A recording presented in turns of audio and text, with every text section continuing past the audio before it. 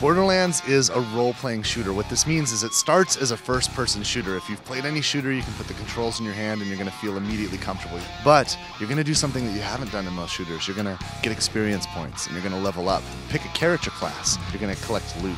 There's over 100 missions to accomplish. You can play it quickly through the story missions, or you can play all the optional stuff and have a huge amount of value.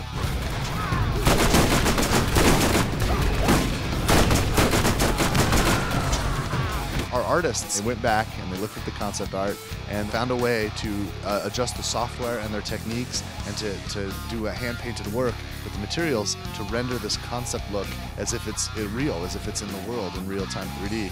And the results are pretty astonishing. In Borderlands, you make very simple decisions at the beginning. Which character class? That's it. So there's 4 character classes and they're a lot of fun. The first one, the safest one, is the soldier.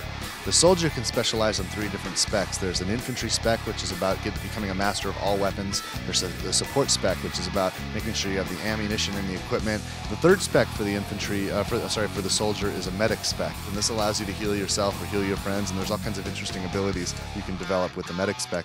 Another character class is the siren. She has an ability called phase walk, which allows her to become invisible to enemies and move very swiftly. It's kind of like when Frodo puts on the ring. The third character is the hunter, but Hunter is a master sniper. He can use a number of different weapons, but he has specialties with sniping and with assassination, like close-up weapons like pistols and blades.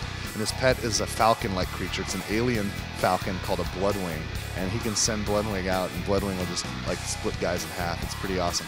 And the last character class is a heavy, a berserker. And he's just this big meatball, and he can specialize in a spec like a bruiser, which is about brawling and doing damage with your fists, or a tank, which is about damage mitigation. He's the guy that can take the hits. He can do a special ability called a Berserker Rage, which is kind of like when the Incredible Hulk gets really pissed off.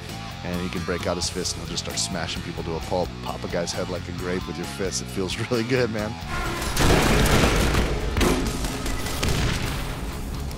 In this planet of Pandora, there's a lot to explore, there's a lot to do. And at the beginning, you're on foot, you're kind of making your way, but your exposure to the world's pretty limited. And as you play more, you unlock more space. Eventually, you'll get to do a mission chain, which results in turning on these vehicle stations again. And a vehicle station can actually materialize a vehicle for you. And you can customize the vehicle to some degree, pick what kind of color styling it has, what kind of paint job, what weapon it's equipped with. Sometimes it can get like the Road Warrior out there, where some bandits will roll in and there's some different bandit vehicles too, and some different bandit encounters you'll run into. The vehicle's a great way to get around, and it's not just a mount though, because it also has a weapon on it, and you can even get roadkill. It doesn't just go through things. You can actually smash into stuff and break it apart. And so in Borderlands, you have a lot of choice about which way you're going to go and how you're going to explore this world, what mission you're going to do next even, and the vehicles make that even more accessible.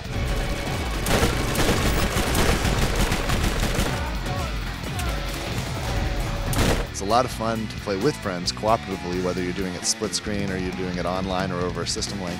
But one of the neat things about this is you can play it by yourself, but at any time you want, if you want to have a friend join you, he can just drop into your world and he can bring his character with him. And the game automatically scales, so when more people join you, the monsters become more difficult, there's more enemies to deal with, but there's more rewards too.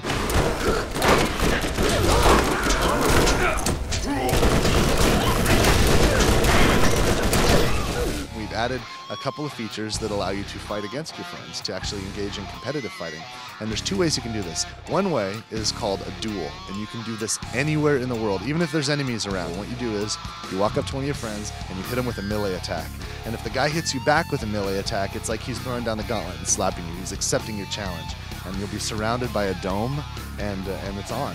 There's also another way to play competitive in Borderlands, and that's by visiting one of the world's arenas. And this is all in the context of the world. You can go to an arena, and it's kind of like the Thunderdome in Mad Max. You actually go inside, and inside there's an interface that will allow you to configure the arena and set it up for a more organized competitive game.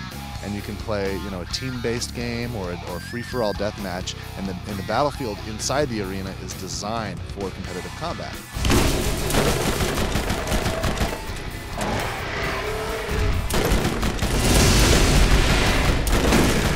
Borderlands is coming soon, actually. It's October 20th in North America, and it's coming on the PlayStation 3, the Xbox 360, and Windows PC, and we can't wait. It's frankly, Borderlands is the best game my studio's ever done.